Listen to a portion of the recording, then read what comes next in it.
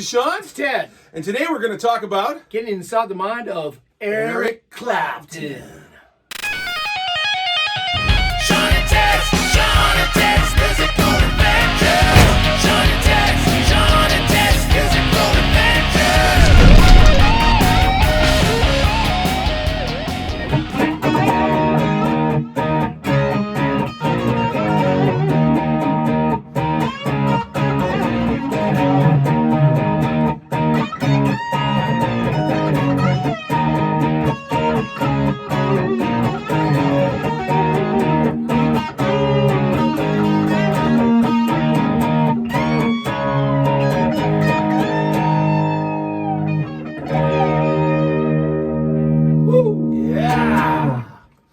Inside the Mind of Eric Clapton. The Claptonator. I tried really hard to pull out my best Clapton licks, but I always still sound like me. No matter. That's the thing about Clapton, right? He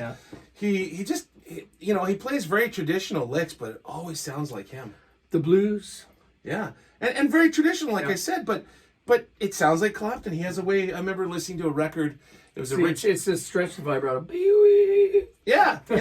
I don't know what it is. He pulls his hand straight, and he's just literally, he has that thing going on. It's just insane. But like I was saying, I was listening to a record, Richie Sambora record, his first solo record. I can't remember, Perfect Stranger in a Town or so, whatever it's called.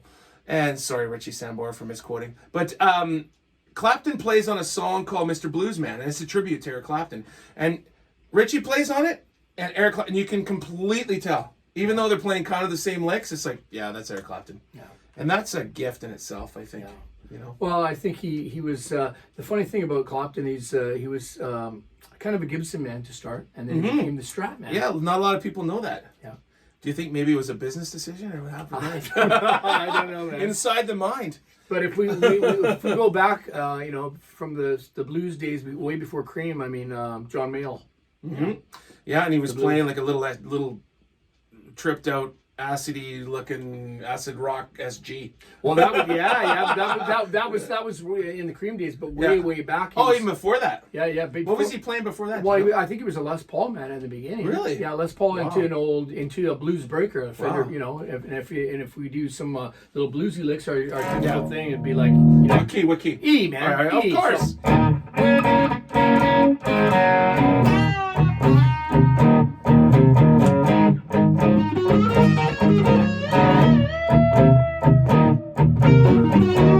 There's that vibrato.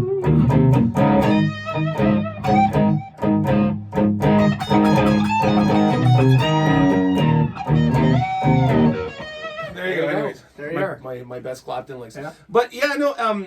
Let's go inside the mind. I mean, we always, when we do these kind of episodes, we talk about sort of where they came from and their history. And he has a very interesting. I don't know if you knew this. He has a Canadian connection. Yes, I did know. Right. Yes. He sort of a tragic life. I guess his dad was a Canadian soldier. Yep. For World War II. Went over to England. Met his mom. Yeah. I don't think he really got to know his dad. I don't know the whole details. Well, there's a couple documentaries on it, 12 Lives or 12 Bar Blues or something like that. That's on HBO or one of those things if you want to get more of it. But yeah, no, I realize he did have that. I think he was raised by much like John Lennon. I think he had just the mothers and grandmothers and no dads around. No dads around. And you know what? I mean that makes for a great recipe for a blues man. Yeah. I think it does. I think he's a very tortured soul. Yeah. And I think that's what I love about his playing, is you feel his pain. You feel his pain when he's playing. Well, I think he, if you go inside the mind of him a lot more. I mean, if you look at all the stuff he's been through with drug addiction and alcoholism and just his whole life. But going back there, like you said, his mom and dad splitting up or whatever, maybe never even really getting together. I forget what happened. I remember it's something to do with the fact that he got given a guitar, and that was kind of his, like it is for a lot of people. His outlet. His savior. It was for me too. Yeah. I can relate. Yeah. Absolutely. How about you? Was it, as a kid, how mine, I never started right on the guitar, so I had like one of those things where my mom, my brothers, they were all musical pianos, so it's like piano lessons, and I'm not really digging this. And then it's like, I played drums, but my brother had his, his amp and guitar, and I pick it up, and so it's one of those things, just like experimentation, Yeah. But speaking about Clapton, and that was a big influence because my brothers who were older than me in that '60s thing, they'd always have Cream on. So Cream was, was a huge. Who isn't influenced? I mean, if you're a fan of rock and roll, or you've studied rock and roll, you've played rock and roll, you've been influenced by Eric Clapton, whether you realize it or not. And it's funny, I've had this discussion with players, and no, I haven't. Whatever, I'm not a. Oh, really? Are you an Eddie Van Halen fan? Oh, well, yeah, man. Well, that was his favorite guitar player. There would be no, and even Eddie would tell you, there would have been no Eddie Van Halen if there was no Eric Clapton. Yeah. So yes, even the next generation. But my favorite thing that he did was a thing that George Harrison played on Badge. You remember that song, Badge? Yeah. Don't ask me to play. Yeah. It had all that. But I mean, even songs like Crossroads. Yeah. I always thought that was a Cream song until I realized that kind of got me into the blues too. Robert Johnson. Yeah, and we've talked about this in other episodes. That band Cream, which obviously was fueled by Eric Clapton, they were kind of the birth of that sort of popular hard rock, late '60s. There'd be no Zeppelin if there was no Cream. And the funny thing about those guys is the other two guys were more jazz guys than rock guys, but they created this fusion-y goodness. Blues meets jazz means turn up all the amps meets hard rock, and I think it set a course for rock and roll. It sure influenced like Eddie Van Halen and then his brother, Elvis. Need we say more? Yeah. Do we really need to say more? But that's it. No. But going inside his mind, I mean, how do you think his technique changed from the time that you first heard him to where he is now? Or do you think he's reverted back? I don't think it's changed all that much. I just think that because you can watch this cool video of him way back. It's one of the first interviews where it's in the mid '60s, and he's holding that acid rock SG or whatever, and his licks are not that, he just plays these sort of, he's playing these really cool, just pentatonic bluesy licks, and he's been doing that his whole career. Yeah. So I think he just found a shtick, and because he's so emotional, because he's such an emotional guy, and because he's sort of a tortured artist, it just comes through. And not a lot of guys can do that. Not a lot of guys can learn 3 licks and really. Well, and he went through a bit of a change too, doing all those J.J. Cale tunes, Yeah. I want to call it country rock sort of phase. But it still sounds like Clapton. He's like still lay down Sally though, Totally. Well, the music behind it is different throughout his career. But he's still playing the same man. licks, yeah. It's still the same, really 3 or 4 pentatonic licks, but he's just so good at them that it's like, oh yeah, that's cool, And again, it's funny. Early on, I didn't get Eric Clapton because as I think the audience knows, I came up in sort of the shredder days when I was a kid, and I didn't even care that Eddie Van Halen was influenced by Eric Clapton till later. That came later, and the older I get, the more I really respect his playing. The more I realize, holy crap, that's really hard to do.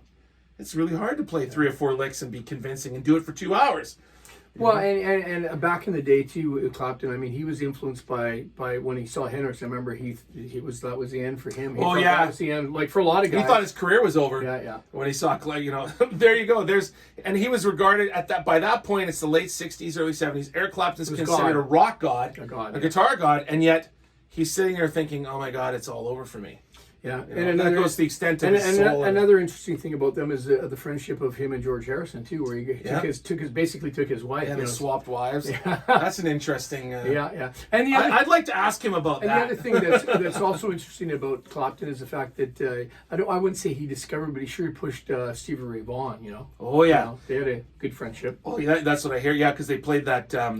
What's that festival, all the guitar players, the Crossroads Festival or something like that. So, but yeah, I mean, getting inside the mind, we're digressing a little bit, but I think it really comes down to, really humble beginnings, father abandonment issues, which really tortured him, I think. And he used the blues to express it, and it created a great career as a result of it. So, yeah, there you go.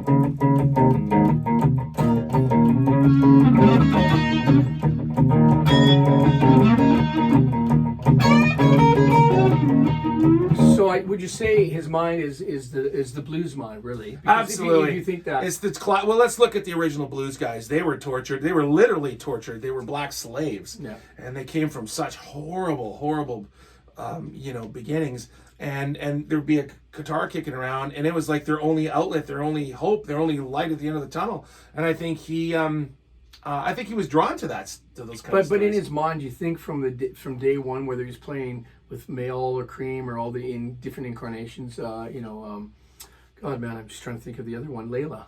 What was the name of the band? It's eluding me right now. Derek and the Dominoes. Derek and the Dominoes. That's right. Right. Yeah. And that was basically, I think it was something to do with, that was his kind of name, was Eric, short. Right? And I remember the label going, well, why can't you be Eric Clapton? No, I want to be. Yeah, I'm going through a phase right now. Yeah, That was with the Allman Brothers or something. Right? With Dwayne Allman. Yeah, he came in and played guitar on that stuff. Yeah. And But I mean, but the thing is, what I was going to say, his blues mind is that's what he always maintained with his guitar playing. If you think about all the, Sunshine of Your Love, it's got that bluesy, Oh, totally.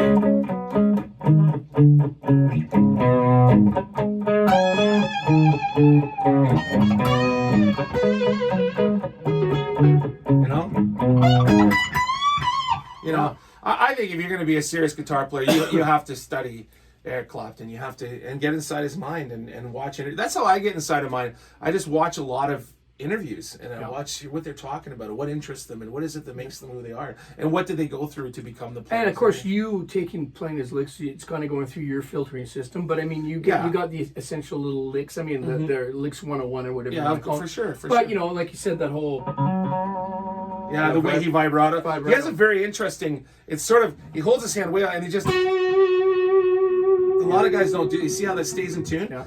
That's why it's so good. A lot of guys will sort of bend it sharp, and it goes sharp, right? Even the blues guys. But he was so aware of that stuff.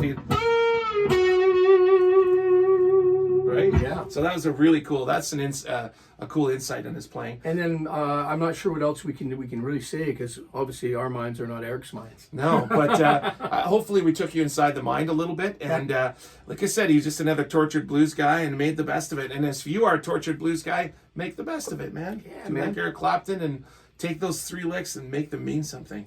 All right, and let's do that. Speaking of doing that, let's blues out. yeah. Eric What Clapton. key we doing? Oh, E again, of course. There we go.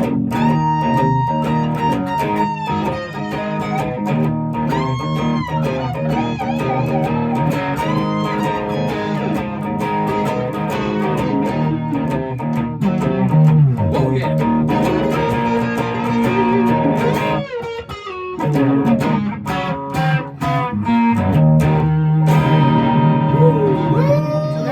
See you next time, guys.